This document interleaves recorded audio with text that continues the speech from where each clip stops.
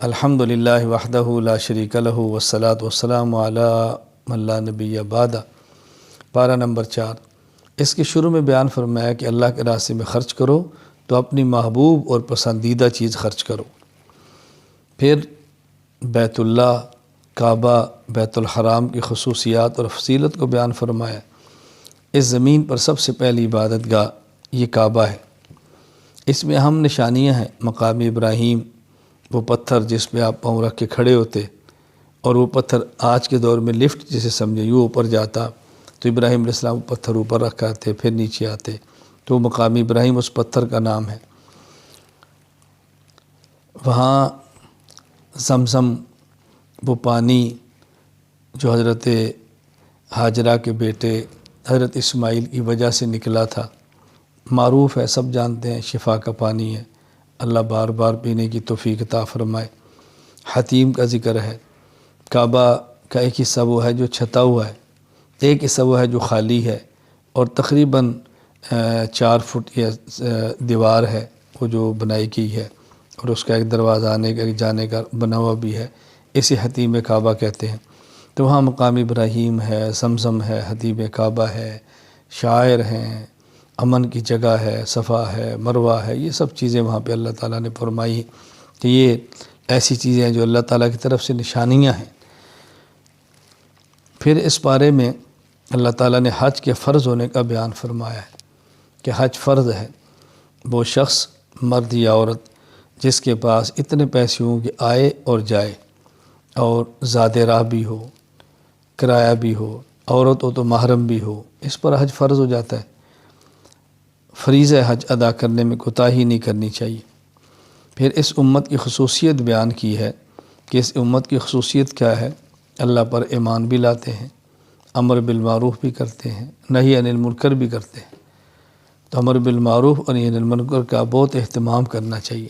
جو جائز اسباب ہیں نیکی کی طرف لانے کی اختیار کریں، اور جو جائز اسباب ہیں گناہ سے بچنے کے، وہ اسباب اختیار کریں۔ پھر اس میں مسئلہ بیان فرمایا کہ منافقین اور کفار، ان سے دوستی نہ رکھو۔ منافقین اور کفار سے قلبی تعلق نہ رکھو، ان سے یارانہ نہ رکھو۔ ہاں، رکھو ایک اور چیز ہے، وقتی ضرورت ایک اور چیز ہے، اس کا خیال کرنا چاہیے۔ پھر اس بارے میں غزوات کا ذکر فرمایا۔ ویسے تو غزوہ بدر، غزوہ احد، غزوہ حمراء الاسد ہے، لیکن تفصیل سے غزوہ بدر اور غزوہ احد کا ذکر ہے۔ اسلام کی سب سے پہلی جنگ، اہم، بڑی، جس نے حق اور باطل کا فیصلہ کیا، وہ جنگ بدر ہے۔ پھر اس کے بعد جنگ احد ہے۔ تو ان غزوات کا تذکرہ فرمایا، اور ان غزوات کے ذکر کرنے کا بنیادی مقصد بھی یہ ہے کہ اسلام جہاد ہی سے غالب ہوتا ہے، اسلام جہاد سے غالب ہوتا ہے۔ تو غزوات کو تفصیل سے بیان فرمایا ہے۔ پھر اس کے آخر میں، یعنی سورہ آل عمران کے آخر میں، اہل ایمان کو حکم دیا ہے، یا ایھا الذین آمنوا اصبروا ورابطوا، کہ دیکھو تم صبر بھی کرو، ڈٹ جاؤ، سرحدوں پر پہرے دو، استقامت کے ساتھ کھڑے رہو، حکم دیا گیا ہے۔ اللہ تعالی ہم سب کو ہمت، قوت اور طاقت عطا فرمائے کہ دین اسلام کی حفاظت کے لیے ہمیں ہر وقت کھڑا رہنا چاہیے۔ اللہ تعالیٰ نے سورت کے آخر میں حکم دیا ایمان والوں، یا ایھا الذین آمنوا اصبروا وصابروا ورابطوا واتقوا اللہ لعلکم تفلحون۔ اصبروا، صبر کرو، وصابروا، دشمن سے مقابلہ ہو تو ڈٹ جاؤ، ورابطوا، محاذوں پر پہرے دو، واتقوا اللہ، اور ہر معاملے میں اللہ سے ڈرتے رہو، اسی میں تمہاری نجات اور کامیابی ہے۔ اللہ تعالی ہمیں احکام شریعت اور عمل کی توفیق دے، شریعت کی حفاظت کے لیے پہرے دار بننے کی توفیق عطا فرمائے۔ سورۃ النساء، نساء کہتے ہیں عورتوں کو۔ تو اس میں چونکہ اللہ تعالیٰ نے خواتین کے متعلقہ احکام بہت بیان فرمائے، تو سورت کا نام سورۃ النساء رکھ دیا گیا۔ حیران کن بات یہ ہے کہ پورے قرآن میں اللہ تعالیٰ نے سورۃ الرجال کے نام پر کوئی سورت نہیں نازل فرمائی، البتہ سورۃ النساء کے نام پہ سورت نازل فرمائی۔ کس قدر عظمت دی ہے عورت کو کہ ان کے نام پہ سورت نازل فرما دی ہے۔ اب اس پروپیگنڈے سے متاثر ہونا کہ اسلام عورت کو عظمت نہیں دیتا، اسلام عورت کے حقوق کا خیال نہیں کرتا، یہ بہت بری بات ہے۔ میں سمجھتا ہوں اسلام نے خواتین کی عصمت بیان کی ہے، حقوق بیان کیے ہیں، کوتاہی ہماری ہے کہ ہم اسلام پر عمل نہیں کر رہے، ورنہ اسلام نے سب کچھ دے دیا ہے۔ اس میں کئی ایک احکام بیان کیے ہیں۔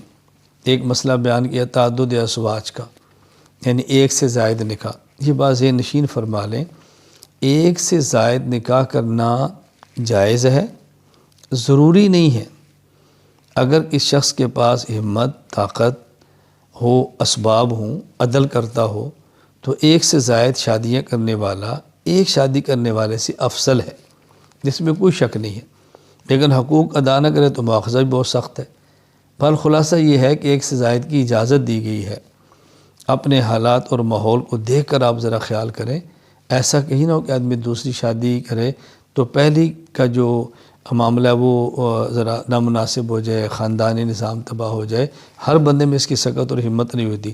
خیر، تعدد ازواج کا مسئلہ بیان فرمایا ہے، پھر میراث کا مسئلہ بیان فرمایا ہے، وراثت کے اصول بیان فرمائے ہیں، کس کو کتنا حصہ دینا اس کا ذکر فرمایا ہے، محرمات کو بیان کیا ہے، یعنی کس سے نکاح کرنا جائز ہے، کس سے ناجائز ہے، کس سے حرام ہے، اس کا ذکر فرمایا۔ یہ بات یہ نشین فرما لیں، نکاح کے حرام ہونے کے بنیادی طور پہ 3 اسباب ہیں۔ نمبر 1 نسب، یعنی خون کے جو رشتے ہیں۔ نمبر 2 رضاعت، جو دودھ پینے سے رشتے ہوتے ہیں۔ نمبر 3 مساہرت، جو شادی کرنے سے رشتے ہوتے ہیں۔ جس طرح کسی عورت سے نکاح ہو گیا ہے، رخصتی ہو گئی ہے، تو اس کی والدہ سے نکاح نہیں ہو سکتا، تو یہ مساہرت کی وجہ سے ہے۔ تو یہ بنیادی 3 قسم کے اسباب ہیں، باقی تفصیل سے بتا دیا ان محرمات کو۔ اور پھر حرمت متع کو بیان فرمایا ہے کہ جس طرح زنا حرام ہے اسی طرح متع حرام ہے، اور متع زنا ہی ہے، کوئی الگ چیز نہیں ہے۔ یہ بات اچھی طرح ذہن نشین فرما لیں۔ اللہ تعالی ہمیں حلال کو حرام سمجھنے کی اور حرام کو حرام سمجھنے کی توفیق عطا فرمائے۔ اللہ تعالی ہمیں حرام سے بچائے اور اللہ تعالی ہمیں حلال عطا فرمائے۔ آخر دعوانا ان الحمد للہ رب العالمین۔